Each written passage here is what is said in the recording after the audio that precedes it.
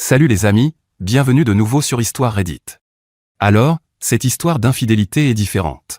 Un gars travaille dur, possède sa maison, paie toutes les factures et finance tout le style de vie de quelqu'un qui appelait littéralement la responsabilité financière, des trucs ennuyeux. Et qu'est-ce qu'il reçoit en retour? Un message à 3 heures du matin. Pas un message du genre « Hey, tu me manques ». Pas un « Je suis bien arrivé ». Mais une photo de mariage. De sa femme. En train d'épouser quelqu'un d'autre.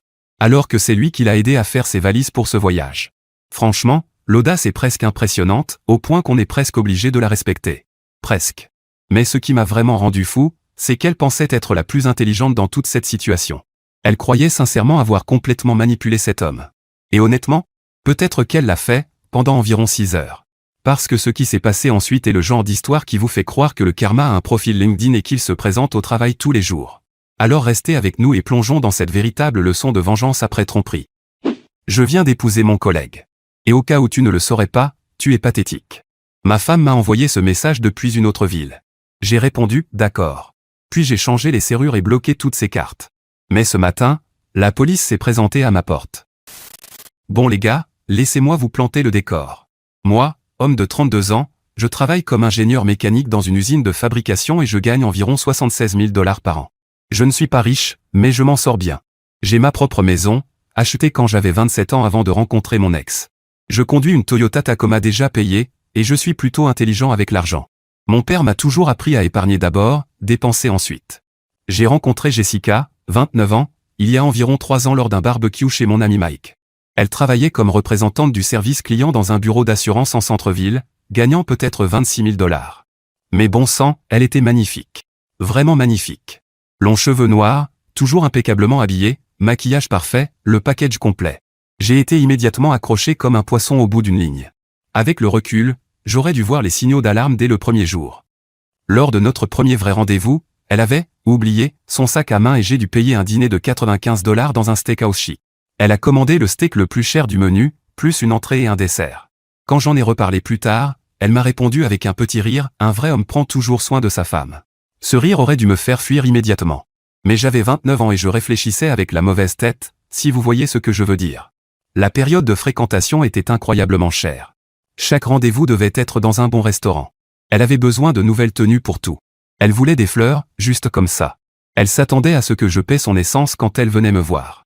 Je dépensais probablement 3 cents à 400 $ par mois rien que pour les sorties. Mes amis plaisantaient en disant que j'étais complètement dominé, mais je pensais simplement être un bon petit ami. Nous nous sommes mariés après environ 20 mois de relation. Le mariage m'a coûté 19 500 $. Elle voulait le jour parfait, comme dans un conte de fées, et elle n'arrêtait pas d'ajouter des choses. Chaque conversation tournait autour d'une amélioration. Les fleurs sont passées de 8 cents à 1200 $. Le DJ est passé d'un forfait basique à un forfait premium. Quand je suggérais de réduire un peu les dépenses pour économiser de l'argent, elle commençait à pleurer en disant que je ne voulais pas qu'elle soit heureuse et que c'était le rêve de toutes les filles. J'ai tout payé. Y compris sa robe à 1600 $, qu'elle a portée pendant exactement 4 heures. Après le mariage, Jessica a quitté son travail parce que le trajet était trop stressant. 25 minutes. Elle voulait se concentrer sur le fait d'être une vraie épouse et peut-être fonder une famille. Ça semble mignon, non? Sauf qu'elle ne cuisinait pas.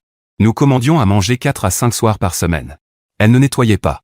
Je rentrais à la maison et retrouvais le même désordre que le matin. Elle ne faisait pas la lessive. Mes vêtements de travail s'empilaient jusqu'à ce que je les lave moi-même le week-end. Alors, qu'est-ce qu'elle faisait toute la journée? Du shopping en ligne. Se faire les ongles, 60 $ toutes les 2 semaines. Déjeuner avec ses amies tout aussi prétentieuses dans des cafés chers. Et regarder Netflix. Nos dépenses mensuelles sont passées de 2800 $ quand j'étais célibataire à presque 4200 $ en tant que couple marié. Je finançais littéralement tout son style de vie tout en travaillant 50 heures par semaine. Elle a trouvé un nouveau travail il y a environ 10 mois dans une entreprise de marketing appelée Pinnacle Marketing, gagnant 35 000 $. Son nouveau patron était un type nommé Trevor, 36 ans, qui conduit une Mercedes en leasing et se prend pour un génie des affaires. Elle a commencé à parler de lui tout le temps. Trevor dit que le marché est en train de changer. Trevor pense que j'ai un vrai potentiel. Trevor a invité toute l'équipe à cet événement de networking. Je pensais qu'elle le respectait simplement professionnellement. Ça montre à quel point j'étais naïf. Ces derniers mois, elle travaillait tard et participait à des événements d'équipe presque chaque semaine. Elle a acheté de nouveaux vêtements. Elle a commencé à aller à la salle de sport religieusement, elle appelait l'exercice une torture avant. Elle a changé complètement de coiffure. Quand je complimentais ses changements, elle disait qu'elle investissait enfin en elle-même et qu'elle évoluait en tant que personne. Je pensais que ma femme devenait plus confiante et indépendante. En réalité, elle se préparait simplement à me remplacer par quelqu'un de mieux à ses yeux. Alors mardi dernier, 19 mars, Jessica était censée assister à un séminaire de leadership à Atlantic City. Elle en parlait depuis 3 semaines. Elle a acheté toute une nouvelle garde-robe, s'est fait faire des mèches dans les cheveux et même un spray-tan. Elle était très excitée par les opportunités de réseautage et l'idée d'apprendre auprès de leaders du secteur. Je l'ai aidée à faire ses valises dimanche soir. Elle faisait ses bagages comme si elle partait en lune de miel, robes élégantes, nouvelle lingerie, ses meilleurs bijoux. Quand j'ai plaisanté en disant que ça faisait beaucoup pour une conférence de travail, elle m'a répondu. On ne sait jamais qui on peut rencontrer. Puis elle m'a fait un clin d'œil. J'aurais dû comprendre à ce moment-là. Mardi soir, je suis allongé dans mon lit vers 2h45 du matin quand mon téléphone vibre. Un message de Jessica avec une photo jointe. Je pensais qu'elle me disait juste qu'elle était arrivée à l'hôtel en sécurité, ou peut-être qu'elle envoyait une photo d'un restaurant chic. Bon sang, j'avais tort. La photo montrait Jessica et Trevor debout devant une petite chapelle de mariage kitsch appelée Chapel of Love à Atlantic City. Tous les deux tenaient leur certificat de mariage et souriaient comme s'ils avaient gagné à la loterie. Elle portait une robe d'été blanche que je lui avais offerte pour son anniversaire l'année précédente. Et lui portait une chemise froissée qui avait l'air d'avoir servi de pyjama. Le message disait « Astérisque, je viens d'épouser Trevor. Je couche avec lui depuis 6 mois. Espèce de loser pathétique. Ta personnalité ennuyeuse a rendu tout ça trop facile. Profite bien de ta solitude pour toujours. Astérisque. Je suis resté à fixer cette photo pendant presque 30 minutes. Mon cerveau n'arrivait pas à comprendre ce que je voyais. 6 mois. 6 putains de mois. J'ai commencé à repenser à toute la chronologie, et tout s'est mis en place comme les pièces d'un puzzle. Toutes ces soirées tardives au bureau. Ces dîners d'équipe. La façon dont elle protégeait son téléphone comme s'il contenait des codes nucléaires. Et comment elle avait commencé à se maquiller tous les jours, même pour aller simplement faire les courses. La nouvelle adhésion à la salle de sport qui l'enthousiasmait tellement. Toute cette nouvelle lingerie que je pensais stupidement être pour moi. J'avais l'impression que quelqu'un m'avait frappé dans le ventre tout en mettant le feu à ma poitrine en même temps. 3 ans de ma vie. Presque 25 000 $ dépensés pour un mariage. Des milliers d'autres pour la soutenir pendant qu'elle ne travaillait pas. Et pendant ce temps-là, elle me trompait depuis 6 mois, pendant que je faisais des heures supplémentaires pour financer son style de vie. Après être resté assis là comme un zombie, à fixer mon téléphone, j'ai finalement répondu avec un seul mot. D'accord. Puis je me suis mis au travail. Et c'est là que Jessica s'est vraiment tiré une balle dans le pied. Elle a toujours été terrible avec l'argent et ne prêtait jamais attention à nos finances. Chaque fois qu'il y avait quelque chose de financier, elle me donnait les factures en disant « Occupe-toi de ces trucs ennuyeux ». Tout était à mon nom. La maison. Tous les comptes bancaires. Les 2 voitures. Même ces cartes de crédit n'étaient que des cartes d'utilisateurs autorisées sur mes comptes. Elle ne voulait jamais s'occuper de ce qu'elle appelait « les trucs d'argent ennuyeux ». Et ça s'est révélé être la plus grosse erreur de sa vie d'infidèle. À 3h30 du matin, j'avais méthodiquement détruit toute son existence financière. J'ai annulé toutes ses cartes de crédit. Elle en avait 4. J'ai changé tous les mots de passe de chaque compte auquel elle avait accès. Je l'ai supprimé comme utilisatrice autorisée partout. J'ai transféré tout l'argent de notre compte courant commun, environ 7 200 $, vers mon compte épargne personnel. J'ai appelé Peterson S24 Hour Locksmith. J'ai fait des captures d'écran de chaque transaction, de chaque solde de compte et de chaque document légal auquel je pouvais penser. Le serrurier était un vieux type bourru nommé Roy, qui est arrivé à 4h20 dans un vieux camion cabossé. Quand je lui ai expliqué la situation, il a simplement hoché la tête et dit « 3e femme infidèle ce mois-ci, fiston. Elle ne pense jamais à l'avance, hein. Ça m'a coûté 180 $, mais il avait installé de nouvelles serrures de sécurité avant 5h45. J'ai même changé le code de la porte du garage et désactivé son badge électronique pour être sûr. Pendant que Roy travaillait, j'ai fouillé tous les relevés financiers que je pouvais trouver. Et il s'est avéré que Jessica avait été beaucoup plus occupée que je ne le pensais. Elle utilisait l'argent des courses pour acheter des cadeaux à Trevor. J'ai trouvé des reçus pour un parfum cher, des chemises habillées, même une montre à 4 cents $. Tous à payer avec la carte des dépenses du foyer. Elle finançait sa liaison avec mon argent depuis des mois. Je me suis rendormi vers 6h du matin et, honnêtement, j'ai dormi mieux que depuis des mois. Il y a quelque chose d'étrangement paisible dans le fait de connaître enfin la vérité, même quand elle est dévastatrice. Vers 8h45, je me suis réveillé au son de violents coups frappés à ma porte d'entrée, comme si quelqu'un essayait de la défoncer. Je regarde par le Judas. 2 policiers. Et ils avaient l'air très agacés. « Monsieur, nous avons reçu plusieurs appels concernant une dispute domestique. Votre femme affirme que vous l'avez empêchée d'entrer chez elle et que vous avez volé ses biens et son argent. » J'ai ouvert la porte et je leur ai immédiatement montré la photo du mariage à Atlantic City sur mon téléphone. « Officier, ce n'est plus ma femme. Elle a épousé quelqu'un d'autre il y a environ 6 heures. » Le policier le plus âgé, probablement dans la cinquantaine, a levé les sourcils si haut qu'ils ont presque disparu sous sa casquette. Le plus jeune essayait clairement de ne pas sourire, tout en restant professionnel. Elle affirme aussi qu'il s'agit de violences domestiques, d'abus financiers et de vol, continua l'agent plus âgé. J'avais tous mes documents prêts dans un dossier. Officier, voici l'acte de propriété montrant que j'ai acheté cette maison en 2019, 2 ans avant même de la rencontrer. Voici les relevés de carte de crédit montrant qu'elle était simplement utilisatrice autorisée sur mes comptes. Voici les documents bancaires prouvant que tout est à mon nom. Je n'ai touché à aucun de ces effets personnels et je ne l'ai jamais frappé. Ils ont demandé à voir le message du mariage pour vérifier qu'il était réel et m'ont demandé de le leur transférer. L'horodatage montrait clairement 2h47 du matin, et la photo était évidemment récente. Le policier plus âgé a parlé dans sa radio. « Madame, il semble que ce soit une affaire civile que vous devrez régler par l'intermédiaire d'avocats. Nous ne pouvons pas obliger quelqu'un à vous donner accès à une propriété si vous avez légalement épousé une autre personne. » À travers leur radio, j'entendais Jessica perdre complètement la tête. Elle criait quelque chose à propos d'abus et de vol, exigeant qu'il m'arrête immédiatement. Les policiers m'ont demandé si je comptais détruire ses affaires. Je leur ai assuré que tout serait emballé soigneusement et prêt à être récupéré. Ils sont partis après m'avoir donné l'avertissement habituel, ne rien détruire et rester civil. Dès qu'ils sont partis, j'ai commencé à emballer toutes les affaires de Jessica dans des cartons et des sacs poubelles. Ça m'a pris environ 4 heures, mais c'était étonnamment thérapeutique. Chaque tenue de marque que j'avais payée. Chaque bijou que je lui avais acheté. Chaque livre, décoration et objets divers. Tout est allé dans des boîtes dans le garage. Vers 13h30, Jessica est arrivée avec tout son comité de soutien. Il y avait Trevor, qui avait l'air de préférer subir un traitement de canal sans anesthésie. Sa mère Patricia, qui a toujours pensé que je n'étais pas assez réussi pour sa princesse. Et sa sœur Amanda, essentiellement le double maléfique de Jessica, mais en pire. Trevor avait l'air absolument misérable. Sa Mercedes chère était garée dans mon allée comme une sorte de déclaration, mais le type derrière le volant avait l'air de remettre en question chaque choix de sa vie. Il vérifiait constamment son téléphone et refusait de me regarder dans les yeux. Je pouvais presque voir les calculs dans sa tête pour estimer combien sa nouvelle femme allait lui coûter. Patricia a immédiatement attaqué. « Tu ne peux pas la mettre dehors de sa propre maison. C'est illégal. Nous allons appeler la police. »« Allez-y » ai-je répondu calmement. « Ils sont déjà passés ce matin. Ils ont dit que c'était une affaire civile, puisque votre fils est marié avec quelqu'un d'autre. C'est de la violence financière. » cria Amanda en pointant son doigt vers moi comme une procureure. Tu ne peux pas lui couper tout son argent et la laisser comme ça. Ce n'était jamais son argent, ai-je répondu en sortant mon dossier de documents. Chaque compte. Chaque carte de crédit. Chaque bien. Tout est à mon nom. Vous voulez voir les papiers? C'est là que j'ai lâché la bombe qui a fait blêmir Trevor comme un fantôme. Au fait, je vais envoyer vos photos de mariage au service des ressources humaines de Pinacle Marketing demain matin. Je suis sûr qu'ils seront très intéressés d'apprendre que leur superviseur a épousé une employée sous sa responsabilité. Le visage de Trevor est devenu complètement blanc. Tu ne ferais pas ça. Regarde-moi. Voyez-vous, j'avais fait mes recherches. Pinacle Marketing a une politique très stricte contre les relations amoureuses au travail, surtout entre un superviseur et une personne sous ses ordres. C'est clairement écrit dans leur manuel des employés que les relations entre différents niveaux hiérarchiques peuvent entraîner un licenciement immédiat. Je l'avais vérifié sur leur site. Jessica pleurait maintenant horriblement, le mascara coulant sur ses joues entraînées noires. Tu détruis ma vie pour une erreur stupide. 6 mois d'infidélité, ce n'est pas une erreur, Jessica. C'est un choix de vie. J'étais confuse. Je ne savais pas ce que je voulais. Tu semblais pourtant très sûr de toi ce matin quand tu l'as épousée.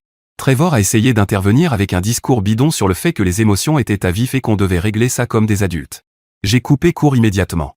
Tu as couché avec ma femme pendant 6 mois pendant que je payais ses factures. On est largement au-delà des conversations d'adultes.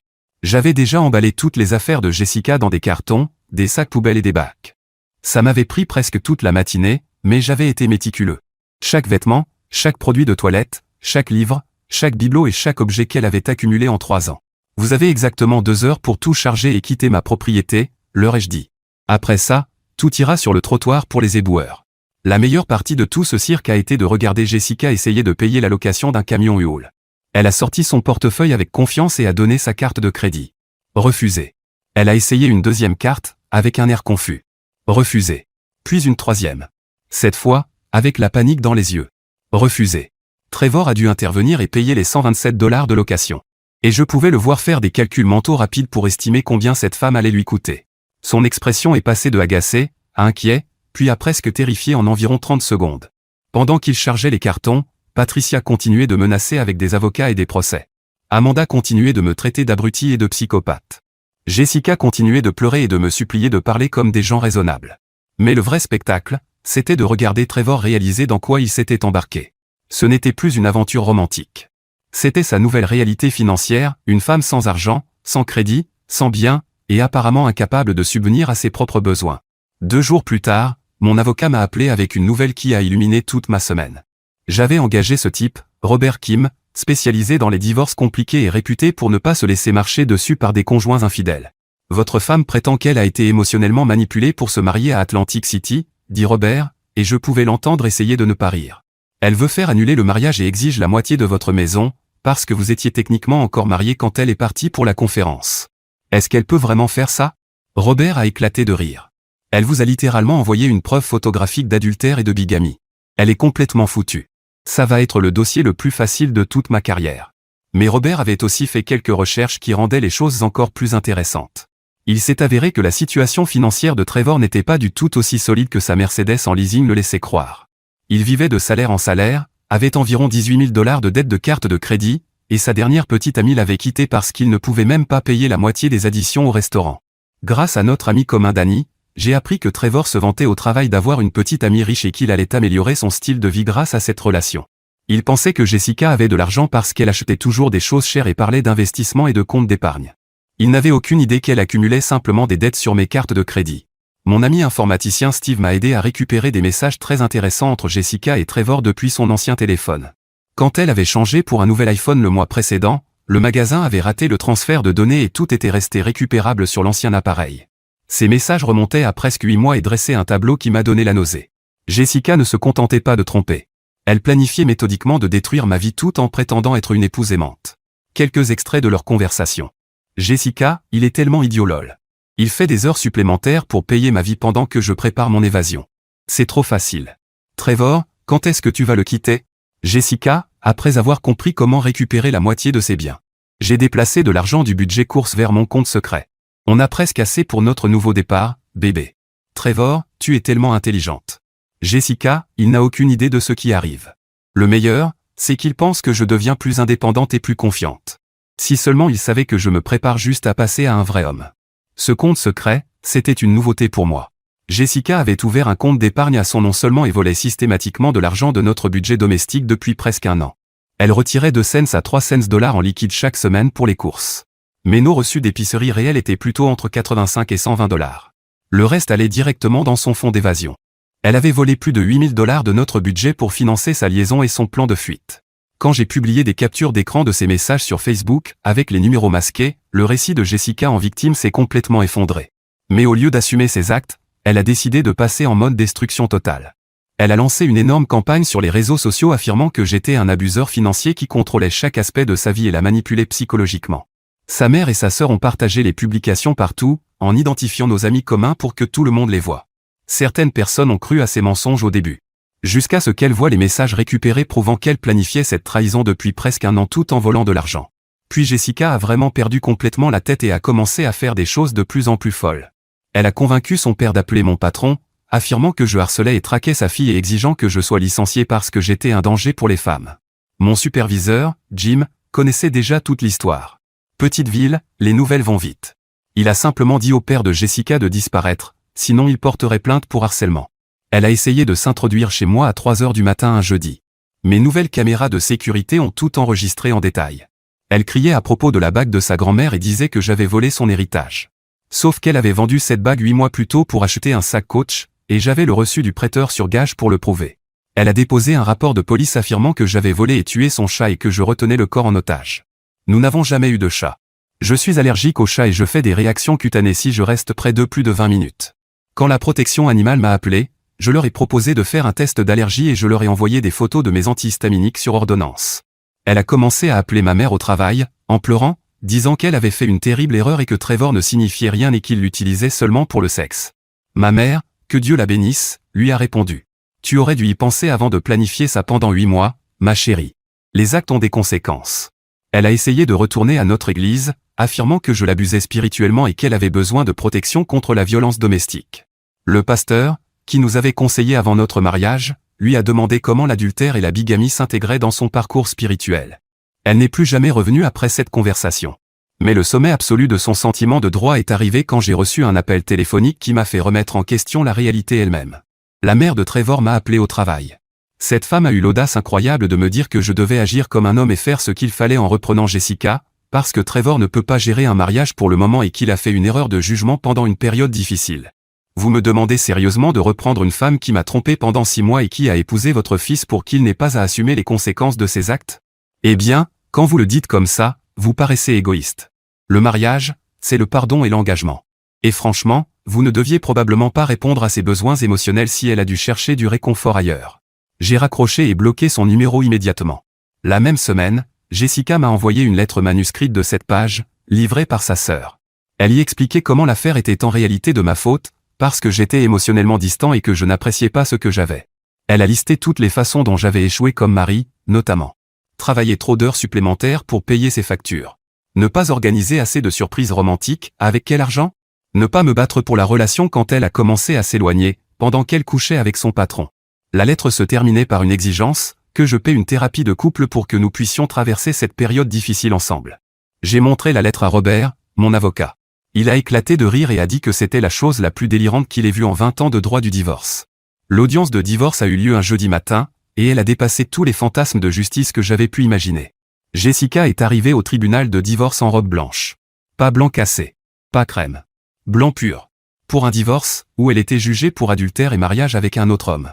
Même la sténographe du tribunal a fait une double prise en la voyant entrer. Son avocat était un jeune type nommé Brandon, qui avait l'air d'avoir obtenu son diplôme d'avocat il y a environ 15 minutes.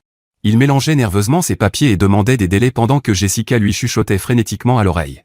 Le juge Martinez a appelé l'affaire et a demandé les déclarations d'ouverture. Brandon s'est levé et a immédiatement lancé l'argument le plus ridicule que j'ai jamais entendu.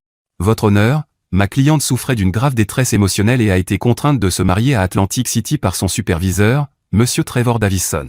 Elle n'était pas dans son état normal et a été manipulée par quelqu'un ayant un pouvoir sur son emploi. Le juge Martinez avait l'air perplexe. Êtes-vous en train de dire que votre cliente a été forcée de commettre un adultère pendant 6 mois? Eh bien, non, votre honneur. Mais la relation a créé un état mental instable qui a conduit à de mauvaises décisions. Mon avocat Robert s'est levé avec un énorme sourire. Votre honneur, j'ai récupéré des messages textes, relevés financiers et publications sur les réseaux sociaux couvrant plus de 8 mois et montrant que la défenderesse planifiait méthodiquement cette liaison tout en volant systématiquement de l'argent au foyer conjugal pour financer sa stratégie de sortie. Il a remis un épais dossier de preuves. Le juge a passé environ 10 minutes à examiner tout cela pendant que la salle d'audience restait complètement silencieuse. J'ai regardé son expression passer de neutralité professionnelle à dégoût évident, puis à une stupéfaction à peine contenue. Madame Davison, où utilisez-vous votre nom de jeune fille? Avez-vous envoyé ce message à Monsieur Davison, et je cite, « J'ai hâte de voir la tête de cet idiot quand je lui prendrai tout ce qu'il possède. » Jessica est devenue rouge écarlate et a commencé à bégayer. C'était sorti de son contexte, votre honneur. Quel contexte rend acceptable le fait de planifier la ruine financière de votre mari? Silence. Et avez-vous retiré systématiquement de l'argent des comptes du foyer sous prétexte de faire les courses, alors que vous alimentiez en réalité un compte secret? Encore du silence. Et avez-vous acheté des cadeaux pour votre amant avec l'argent du ménage, sans que votre mari le sache? Jessica s'est mise à pleurer, incapable de parler. Le juge Martinez avait l'air révolté. J'ai vu des comportements assez terribles dans mon tribunal, mais ce niveau de tromperie préméditée est remarquable. Le divorce est accordé immédiatement. Jessica a récupéré ses affaires personnelles, sa voiture, une Honda Civic 2020 avec encore 11 000 $ de crédit, et absolument rien d'autre. Mais voici le magnifique retournement de situation qui a rendu tout cela encore meilleur. Comme j'avais payé sa formation en marketing l'année précédente, 2200 $, et soutenu son développement professionnel. Elle me devait une pension. 6 mois à 350 $ par mois. L'expression de rage absolue et d'incrédulité sur son visage quand le juge l'a annoncé valait chaque nuit blanche que cette histoire m'avait coûté. À l'extérieur du tribunal, Patricia a commencé à hurler que je volais son bébé et que je détruisais la vie d'une femme innocente. Amanda a essayé de me jeter son café, mais elle a complètement raté et a touché un passant, qui s'est mis à lui crier dessus pour agression. Trevor n'était même pas là.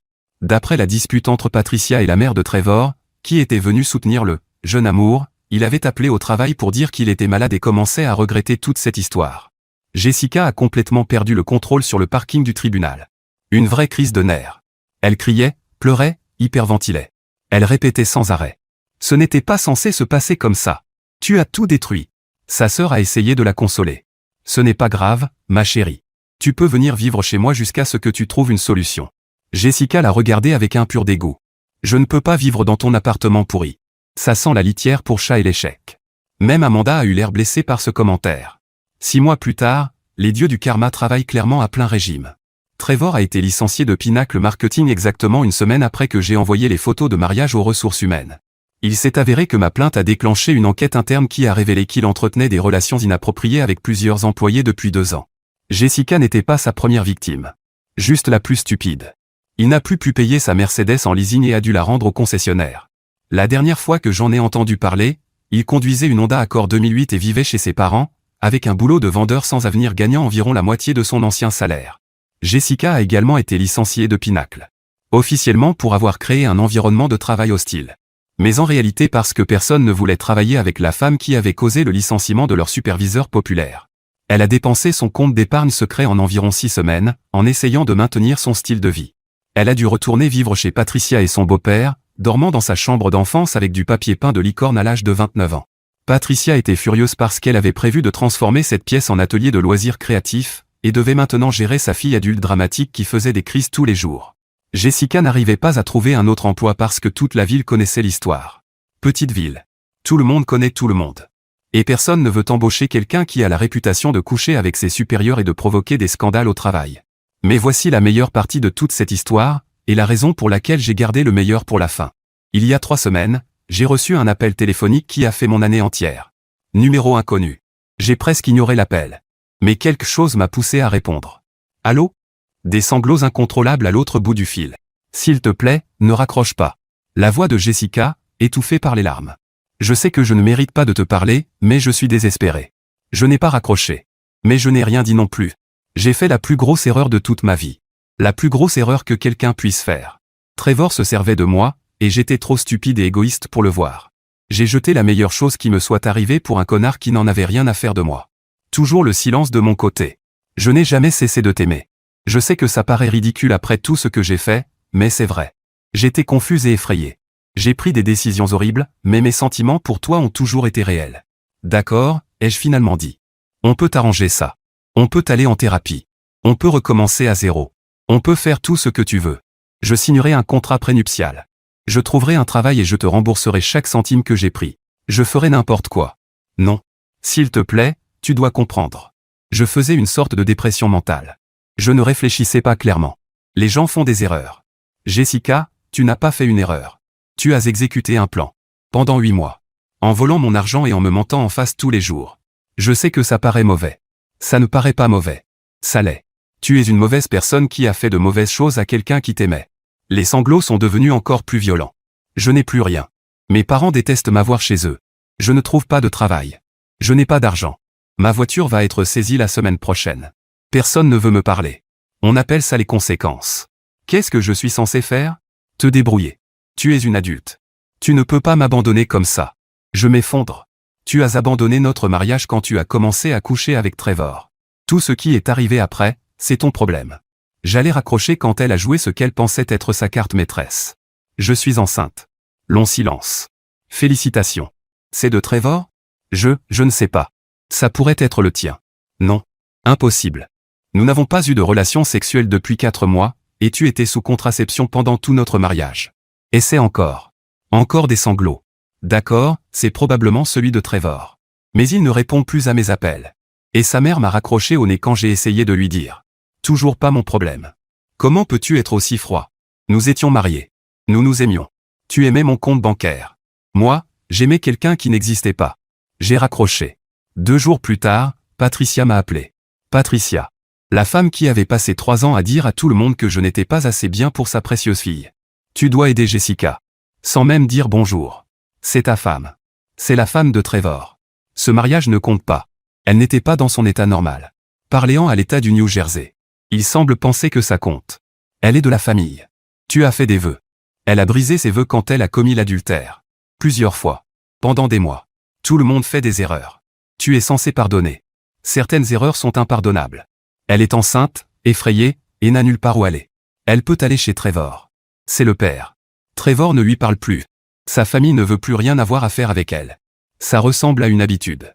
Quel genre d'homme abandonne une femme enceinte de son enfant ? Demandez à Trevor. Et faites un test de paternité. Tu es cruel. Je suis réaliste. Votre fille a fait ses choix. Maintenant elle doit vivre avec. Patricia a commencé à hurler que j'étais sans cœur et égoïste et qu'elle allait dire à tout le monde quel genre de personne j'étais. Je lui ai rappelé que tout le monde savait déjà quel genre de personne était Jessica, puis j'ai raccroché. Mais le meilleur moment est arrivé la semaine dernière. Trevor m'a appelé. Trevor. L'audace de ce type. Et mec, je sais que les choses sont devenues bizarres entre nous. Tu as couché avec ma femme. Oui, à propos de ça. Écoute. Jessica reste chez moi en ce moment, et honnêtement, elle est beaucoup. Genre, vraiment très exigeante et dramatique. Ma mère pense que tu devrais peut-être envisager de la reprendre. Ta mère devrait s'occuper de ses affaires. Elle menace de me poursuivre pour pension alimentaire, dommages émotionnels et plein d'autres trucs. Tu peux lui parler? Peut-être la calmer? Pas mon cirque. Pas mes singes. Allez mec, entre hommes. Elle est techniquement ta femme. Elle est ta femme. Tu l'as épousée. C'était une énorme erreur. Ton erreur. Tes conséquences. Écoute, je ne peux pas me permettre un bébé. J'arrive à peine à payer mon loyer. Toi, tu as un bon boulot, une maison, une situation stable. Et tu pensais pouvoir prendre tout ça en volant ma femme. Ce n'était pas comme ça. C'était exactement comme ça. Maintenant tu dois comprendre comment payer la vie que tu voulais. Elle est complètement folle. Elle s'attend à ce que je m'occupe de tout pendant qu'elle reste assise à pleurer toute la journée. Ça me dit quelque chose. Je ne peux pas faire ça, mec. Je ne suis pas fait pour ce genre de responsabilité. Tu aurais dû y penser avant de coucher avec la femme d'un autre. J'ai raccroché. Hier, j'ai reçu un message Facebook d'Amanda. Ma sœur fait une dépression nerveuse totale, et c'est ta faute. Elle ne mange plus, ne dort plus, pleure sans arrêt et parle de se faire du mal. Elle a fait une seule erreur et tu détruis toute sa vie pour ça. J'ai répondu. Elle a fait 184 erreurs.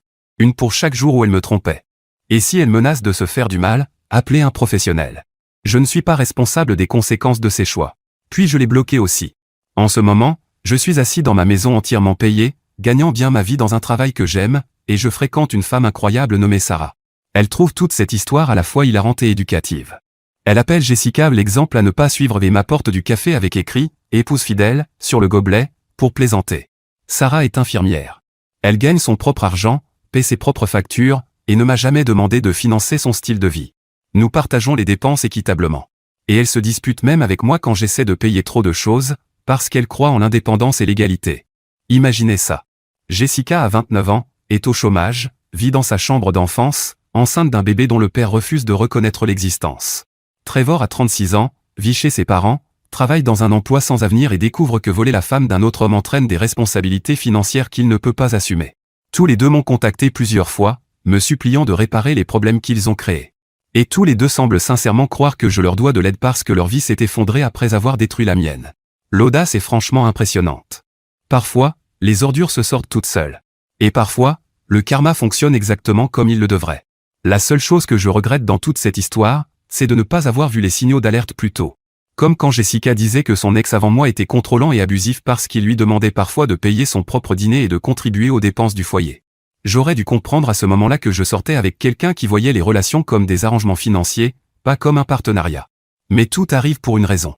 Et je suis vraiment reconnaissant que tout cela soit arrivé avant que nous ayons des enfants, ou que je gaspille encore plus d'années de ma vie avec quelqu'un qui me voyait comme un compte bancaire avec des avantages. Merci d'avoir lu ce roman, Reddit. Il est temps d'aller vivre ma meilleure vie maintenant.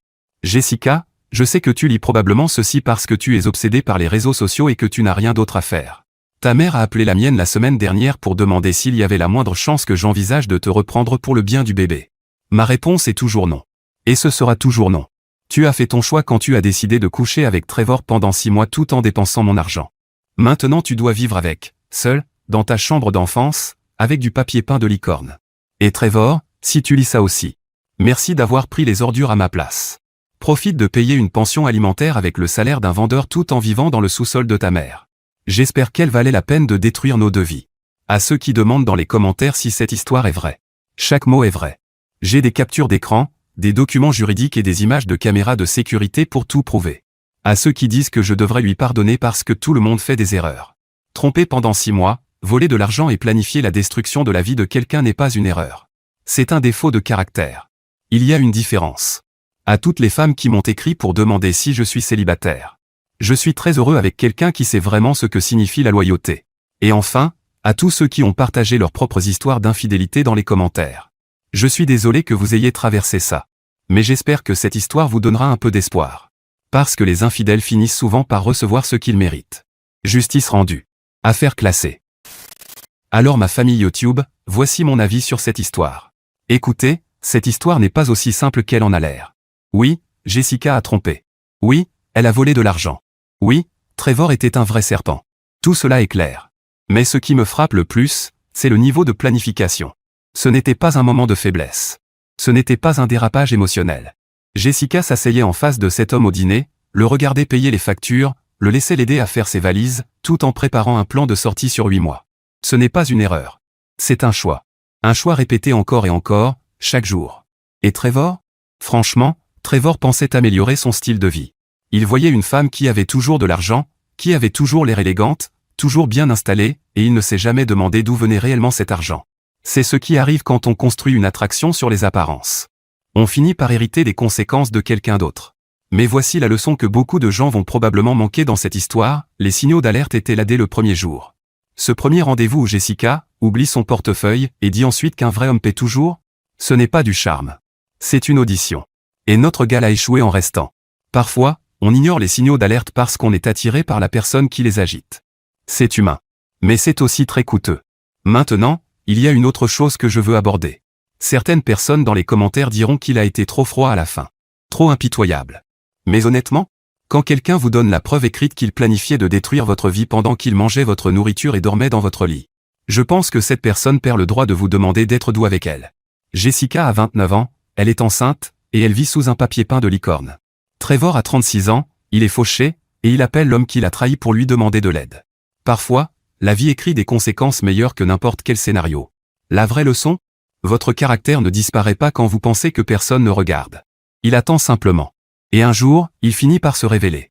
Alors les amis, vous pouvez laisser votre avis dans les commentaires ci-dessous. Merci d'avoir regardé cette vidéo sur Histoire Reddit. N'oubliez pas de liker et de vous abonner. On se retrouve dans la prochaine vidéo.